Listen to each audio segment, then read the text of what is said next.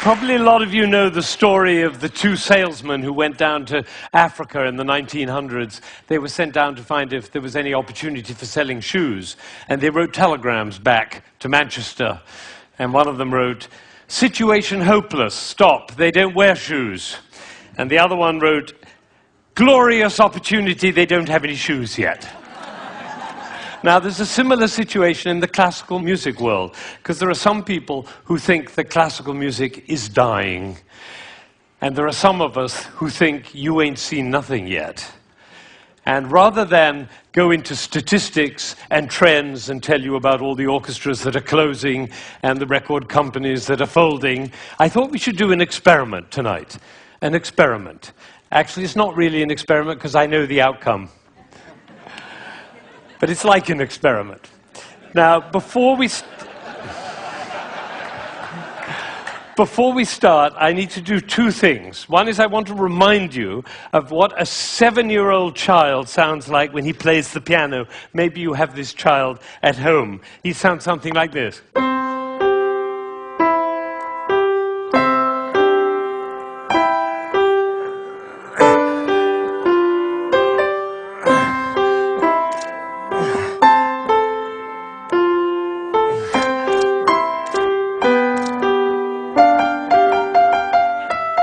I see some of you recognize this child. Now, if he practices for a year and takes lessons, he's now 8 and he sounds like this. And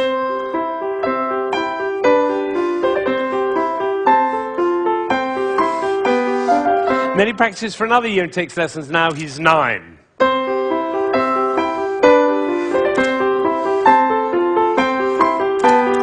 And then he practices for another year and takes lessons, now he's 10.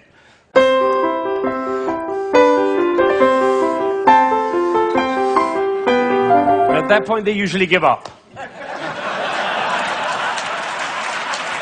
Now, if you'd waited for one more year, you would have heard this.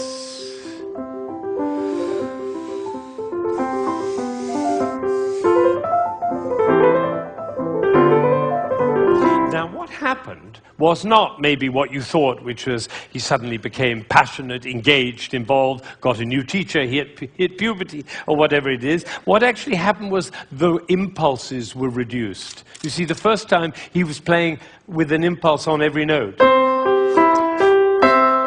And the second, with an impulse every other note. You can see it by looking at my head. The 9-year-old put an impulse on every 4 notes. And the 10-year-old on every 8 notes. And the 11-year-old, one impulse on the whole phrase.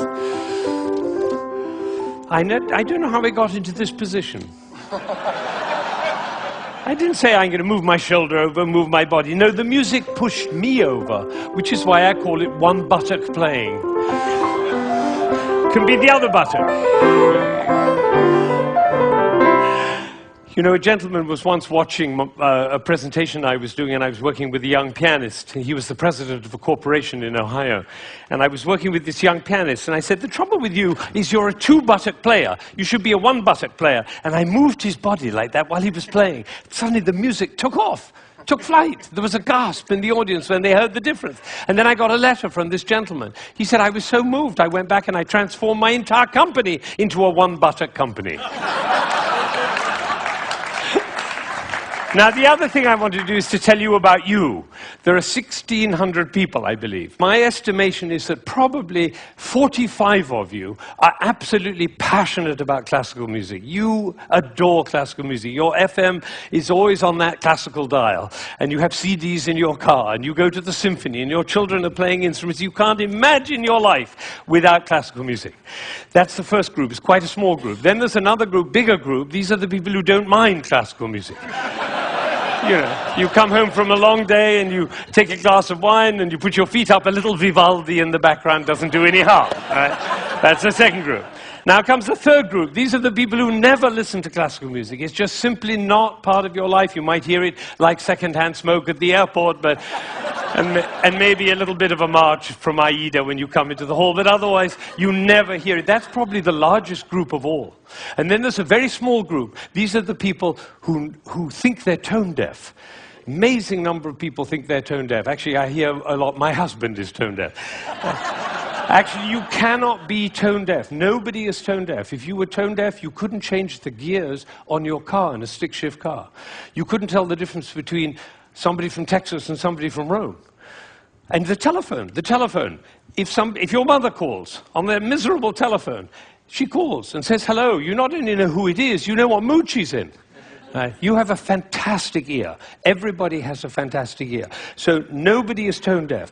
But I tell you what, it doesn't work for me to go on with this thing with such a wide gulf between those who understand, love, and passionate about classical music and those who have no relationship to it at all. The tone-deaf people, they're no longer here. But even between those three categories, it's too wide a gulf. So I'm not going to go on until every single person in this room, downstairs and in Aspen, and everybody else looking, will come to love and understand classical music.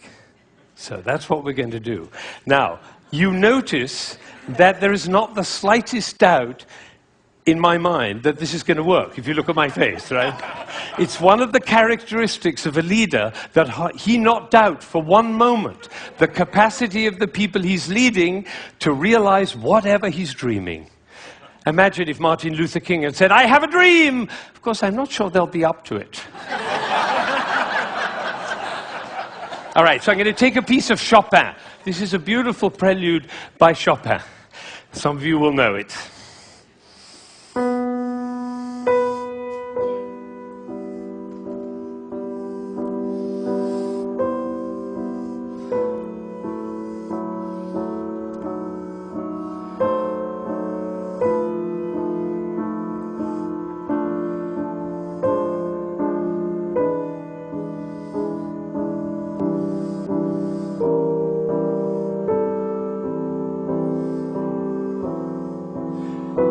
I think probably happened in this room. When I started, you thought, how beautiful that sounds.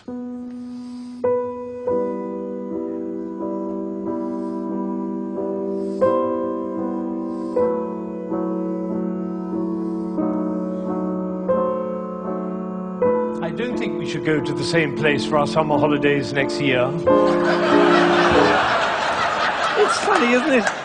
It's funny how those thoughts kind of waft into your head when we're listening to classical music. And of course, if the piece is long and you've had a long day, you might actually drift off. And then your companion will dig you in the ribs and say, "Wake up, it's culture!" And then you feel even worse. But has it ever occurred to you that the reason you feel sleepy in classical music is not because of you, but because of us? Did anybody think while I was playing, why is he using so many impulses? If I'd done this with my head, you certainly would have thought it.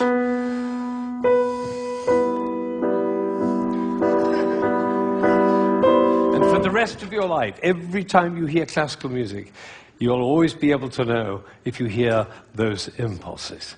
So let's see what's really going on here. We have a B. This is a B. The next note is a C. And the job of the C is to make the B sad. And it does, doesn't it? Composers know that. If they want sad music, they just play those two notes. But basically, it's just a B with four sads. Now it goes down to A. And now to G. And then to F. So we have B, A, G, F. And if we have B, A, G, F, what do we expect next? Oh, that might have been a fluke. Let's try it again. Ooh, the TED choir. And you notice nobody is tone deaf. Is that right? Nobody's, every village in Bangladesh and every hamlet in China, everybody knows. Da, da, da, da, da. Everybody knows who's expecting that E. Now, Chopin didn't want to reach the E there because what will have happened? It'll be over, like Hamlet. You remember Hamlet, Act 1, Scene 3? He finds out that his uncle killed his father. You remember he keeps on going up to his uncle and almost killing him. And then he backs away, and then he goes up to him again and almost kills him. And the critics, all of whom sitting in the back row there, they have to have an opinion. So they say, Hamlet is a procrastinator. Or they say, Hamlet has an Oedipus complex. No, otherwise the play would be over, stupid. That's why Shakespeare puts all that stuff in Hamlet, you know, Ophelia going mad and the play within the play and Yorick's skull and the gravediggers. That's in order to delay until Act 5 he can kill him. It's the same with the Chopin. He's just about to reach the E and he says, oops, better go back up and do it again. So he does it again. Now he gets excited. That's excitement, you don't have to worry about it. Now he gets to F sharp and finally he goes down to E. But it's the wrong chord. Because the chord he's looking for is this one. Right. And instead he does. Now we call that a deceptive cadence. Because it deceives us. I always tell my students, if you have a deceptive cadence, be sure to raise your eyebrows, then everybody will know. Everybody will know.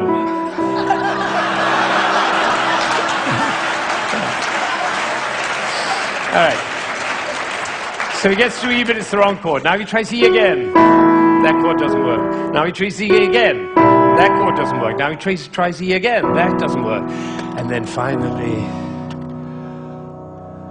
there was a gentleman in the front row who went, like that. It was the same gesture he makes when he comes home after a long day, turns off the key in his car and says, I'm home.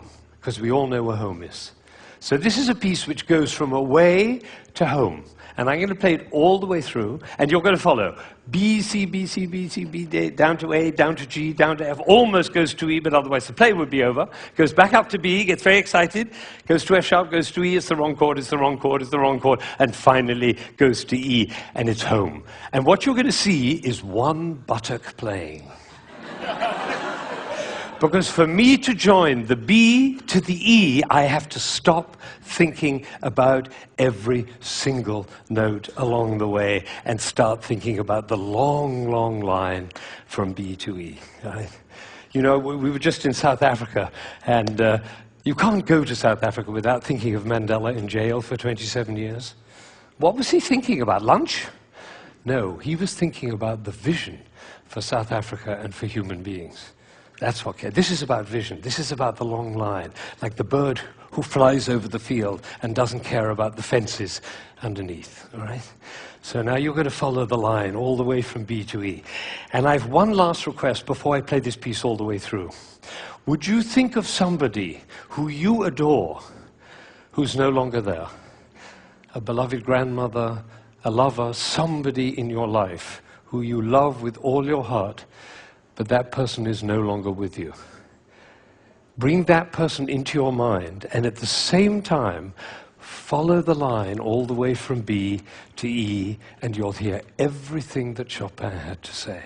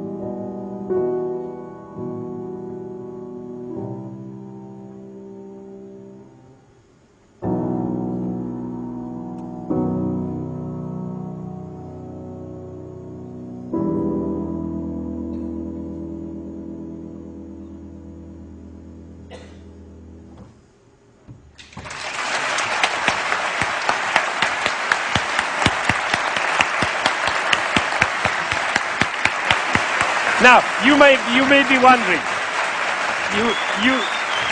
you may be wondering, why I'm clapping. Well, I did this at a school in Boston with about 70 seventh graders, 12-year-olds. And I did exactly what I did with you, and I told them and explained them the whole thing. And at the end, they went crazy, clapping. They were clapping, I was clapping, they were clapping. Finally, I said, why am I clapping? And one of these little kids said, because we were listening. Think of it, 1,600 people, busy people, involved in all sorts of different things, listening, understanding, and being moved by a piece by Chopin. Now that is something. Now, am I sure that every single person followed that, understood it, was moved by it? Of course I can't be sure, but I tell you what happened to me. I was in Ireland during the Troubles 10 years ago, and I was working with some Catholic and Protestant kids on conflict resolution, and I did this with them. Risky thing to do, because they were street kids. And one of them came to me the next morning, and he said, you know, I've never listened to classical music in my life, but when you played that shopping piece, he said, my brother was shot last year, and I didn't cry for him.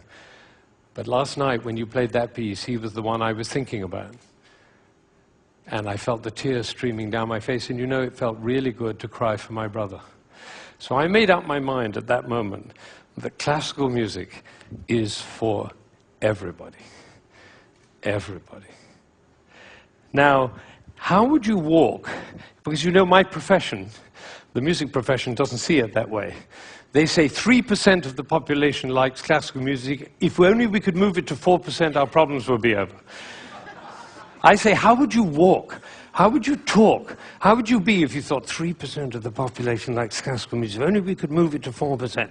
How would you walk? How would you talk? How would you be if you thought everybody loves classical music? They just haven't found out about it yet. See, these are totally different worlds. Now, I had an amazing experience. I was 45 years old. I'd been conducting for 20 years, and I suddenly had a realization. The conductor of an orchestra doesn't make a sound. My picture appears on the front of the CD. But the conductor doesn't make a sound. He depends for his power on his ability to make other people powerful. And that changed everything for me. It was totally life-changing. People in my orchestra came up to me and said, Ben, what happened? That's what happened. I realized my job was to awaken possibility in other people. And of course, I wanted to know whether I was doing that. And you know how you find out? You look at their eyes. If their eyes are shining, you know you're doing it. You could light up a village with this guy's eyes. Right, so if the eyes are shining, you know you're doing it. If the eyes are not shining, you get to ask a question. And this is the question. Who am I being that my player's eyes are not shining? We can do that with our children too. Who am I being that my children's eyes are not shining? That's a totally different world. Now, we're all about to end this magical on the mountain week, and we're going back into the world. And I say it's appropriate for us to ask the question, who are we being as we go back out into the world? And you know, I have a definition of success. For me, it's very simple. It's not about wealth and fame and power. It's about how many shining eyes I have around me. So now I have one last thought, which is that it really makes a difference what we say, the words that come out of our mouth. I learned this from a woman who survived Auschwitz, one of the rare survivors. She went to Auschwitz when she was 15 years old, and her brother was 8, and the parents were lost. And she told me this. She said, we were in the train going to Auschwitz, and I looked down and I saw my brother's shoes were missing. And I said, why are you so stupid? Can't you keep your things together, for goodness sake? The way an elder sister might speak to a younger brother. Unfortunately, it was the last thing she ever said to him, because she never saw him again. He did not survive. And so when she came out of Auschwitz, she made a vow. She told me this. She said, I walked out of Auschwitz into life, and I made a vow. And the vow was, I will never say anything that couldn't stand as the last thing I ever say. Now, can we do that? No, and we'll make ourselves wrong and others wrong. But it is a possibility to live into. Thank you.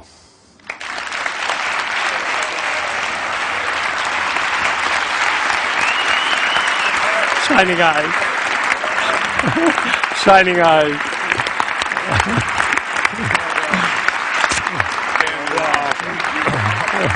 Thank you. Thank you.